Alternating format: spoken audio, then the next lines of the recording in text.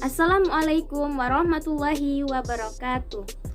Perkenalkan, nama saya Dina Oktasari dengan NIM 2020201042, mahasiswi program studi pendidikan guru Madrasah Ibtidaiyah, Fakultas Ilmu Tarbiyah dan Keguruan, Universitas Islam Negeri Raden Patah, Palembang, angkatan 2020. Adapun video kali ini saya akan mempresentasikan proposal penelitian saya yang berjudul Pengaruh Pembelajaran Tatap Muka terhadap Kesehatan Mental Siswa SD Negeri 41 Palembang akibat pembelajaran online. Video ini dibuat untuk memenuhi tugas mata kuliah metodologi penelitian dengan dosen pengampu Ibu Dr. Yulia Trisamia MPD. Adapun poin-poin penting yang akan dibahas yaitu latar belakang, rumusan masalah, batasan masalah, tujuan penelitian, manfaat penelitian, kerangka teori, tinjauan pustaka, hipotesis, dan metodologi penelitian. Baiklah, poin pertama yaitu latar belakang. Masalah-masalah yang timbul untuk guru dalam proses pengajaran dan pembelajaran dalam proses penyebaran virus COVID-19 yang sangat berpengaruh terhadap mental siswa. Pembelajaran biasanya dilakukan di kelas dengan banyak teman. Selain itu, dengan memeriksa kemungkinan bahwa siswa berbeda, serta penyerapan setiap siswa tentu sangat berbeda. Ini akan secara otomatis mempengaruhi pencapaian dan motivasi belajar siswa. Lalu, menurut Isman, pembelajaran online dapat didefinisikan sebagai penggunaan internet dalam proses pembelajaran. Dengan pembelajaran online, siswa fleksibel dalam hal waktu belajar, dapat belajar kapan saja, di mana saja. Pembelajaran online menjadi solusi bagi anak-anak untuk tetap bersekolah. Dalam situasi ini, anak-anak harus lebih fokus menghadapi situasi yang kurang ideal di hadapan guru dan teman, yang kemudian bosan menatap layar perangkat berjam-jam tanpa henti. Pendidikan jarak jauh yang diterapkan mengharuskan orang tua untuk mengambil peran sebagai guru, mengawasi dan membimbing selama proses pembelajaran. Proses belajar mengajar dilakukan dengan metode offline dan online. Metode online dilakukan melalui aplikasi WhatsApp. Guru memberikan materi dan pekerjaan rumah kepada siswa melalui grup WhatsApp di dalam kelas. Sedangkan metode offline berlangsung secara tatap muka seminggu sekali di sekolah. Lalu, kesehatan mental dapat didefinisikan sebagai suatu keadaan jiwa atau keadaan psikologis yang menunjukkan kemampuan seseorang untuk menyesuaikan diri atau menyelesaikan permasalahan terhadap masalah-masalah yang ada dalam dirinya sendiri maupun masalah-masalah yang ada di lingkungan luar dirinya. Kesehatan mental mengacu pada cara berpikir, merasa, dan bertindak sendiri dengan cara yang lebih efisien dan efektif untuk mengatasi sepanjang hidup. Kesehatan jiwa yang dikatakan baik pada individu menunjukkan bahwa fungsi mental seseorang berfungsi secara optimal. Kesehatan mental anak sangat penting karena akan menentukan masa depan mentalnya. Kembalinya anak-anak ke sekolah membuat ada banyak kekhawatiran dan kecemasan sendiri terhadap mental, di mana akibat pembelajaran online anak merasa bosan, rutinitas menjadi berubah. Pengajaran dan pembelajaran yang berlangsung secara online tidak menjamin efektivitas dan efisiensi pembelajaran secara keseluruhan, terutama dari sudut pandang siswa yang banyak mengalami keluhan psikologis.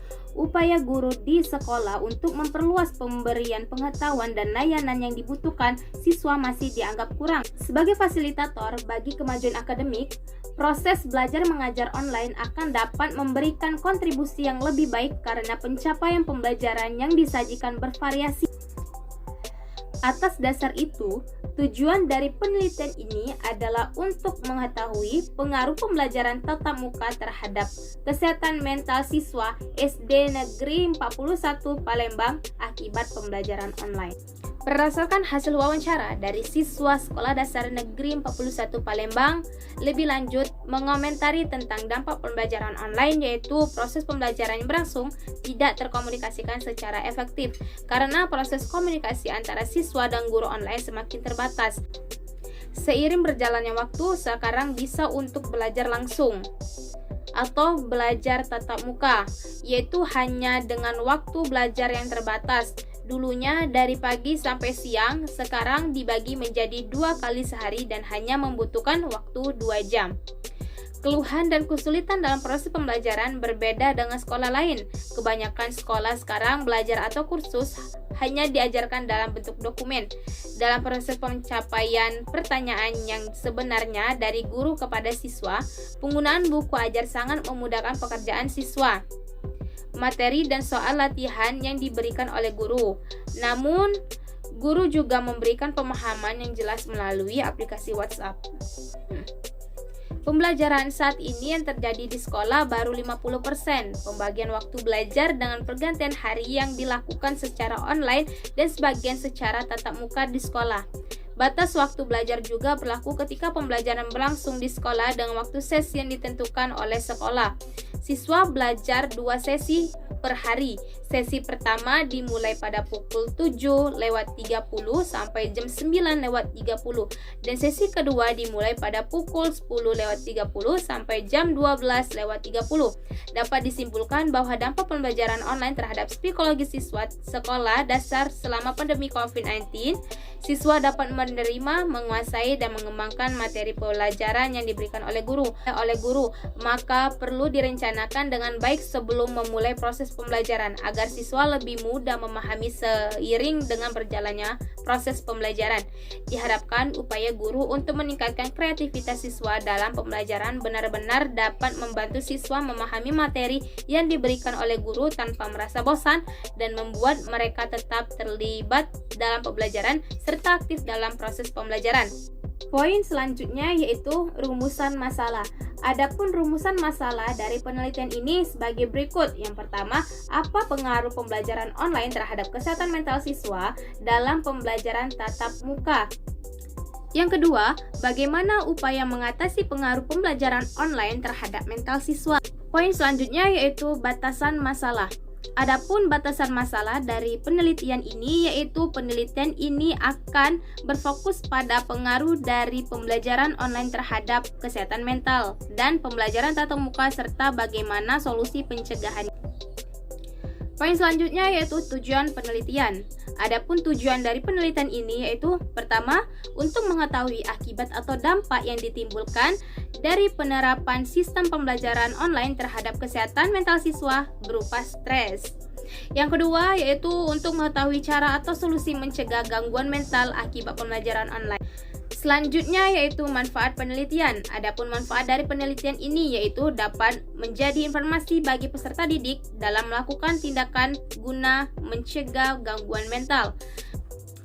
Yang kedua, dapat menjadi sumber informasi dalam memberikan metode pembelajaran jarak jauh yang lebih efektif dan efisien. Yang ketiga yaitu meningkatkan wawasan dan pengetahuan penulis mengenai kesehatan mental peserta didik selama pandemi COVID-19. Baiklah, selanjutnya yaitu kerangka teori.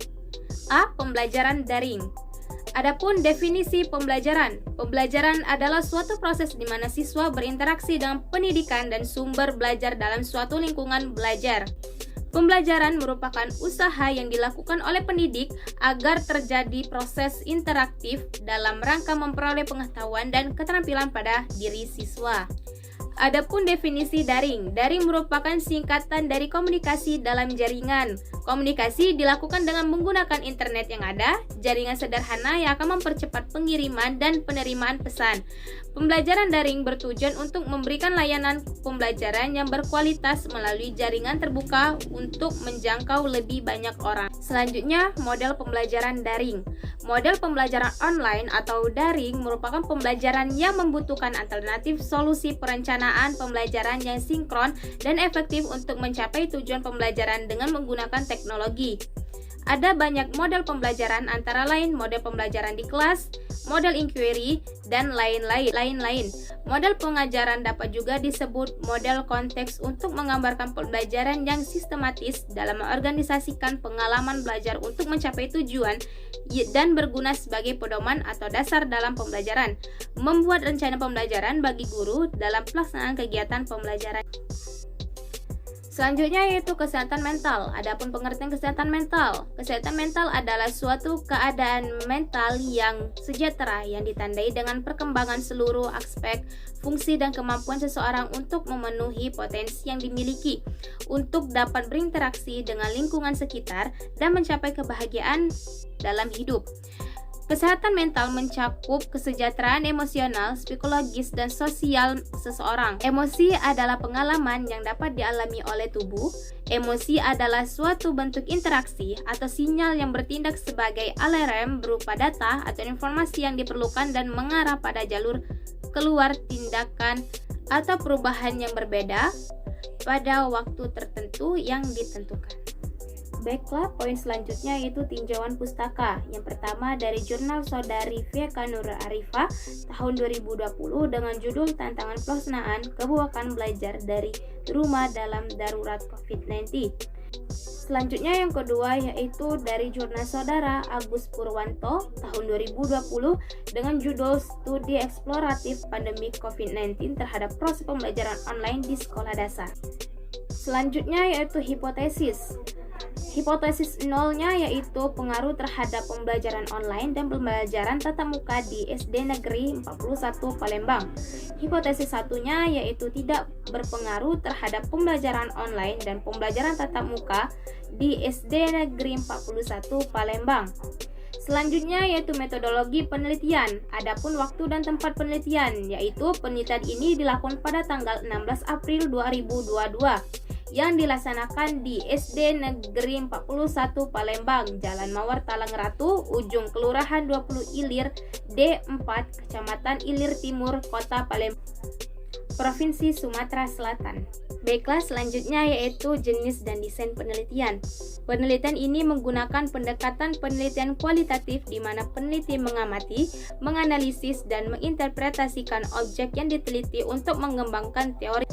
Menurut Sugiono tahun 2013 pada halaman 15, metode penelitian kualitatif adalah metode penelitian yang didasarkan pada filsafat pospositivisme yang digunakan untuk meneliti kondisi subjek di mana peneliti adalah sebagai instrumen kunci. Pengambilan sampel sumber data dilakukan secara manual snowball. Teknik pengumpulan dengan triangulasi atau gabungan. Analisis data induktif atau kualitatif dan temuan penelitian kualitatif menekankan pentingnya lebih dari generalisasi. Penelitian yang dilakukan dalam penelitian ini adalah peneliti kualitatif. Data yang dikumpulkan tidak dalam bentuk angka-angka, tetapi data tersebut berasal dari naskah wawancara, catatan lapangan, dokumen, dan lain-lain. Penelitian ini menggunakan angka yang kemudian dinyatakan sebagai persentase untuk menarik kesimpulan dengan deskripsi. Selanjutnya yaitu populasi dan sampel. Populasi adalah bidang umum yang meliputi objek atau subjek dengan kualitas dan karakteristik tertentu yang ditentukan oleh peneliti untuk dipelajari dan ditarik kesimpulan. Populasi penelitian ini adalah siswa SD Negeri 41 Palembang, peserta didik kelas 5 SD dengan jumlah 30 siswa. Lalu sampel. Sampel adalah bagian dari populasi, yaitu sekumpulan data yang diperlukan peneliti untuk mengembangkan penelitiannya. Sampel ini dapat disimpulkan dan artinya sampel adalah sekumpulan data dan populasi. Metode pengambilan sampel menggunakan teknik probability sampling. Probability sampling adalah metode penentuan sampel hak yang sama diberikan kepada semua yang harus dipelajari untuk dimodelkan. Selama pengumpulan sampel, penelitian pengumpulan data atau informasi dari informan melalui wawancara, observasi, dan metode eksperimen.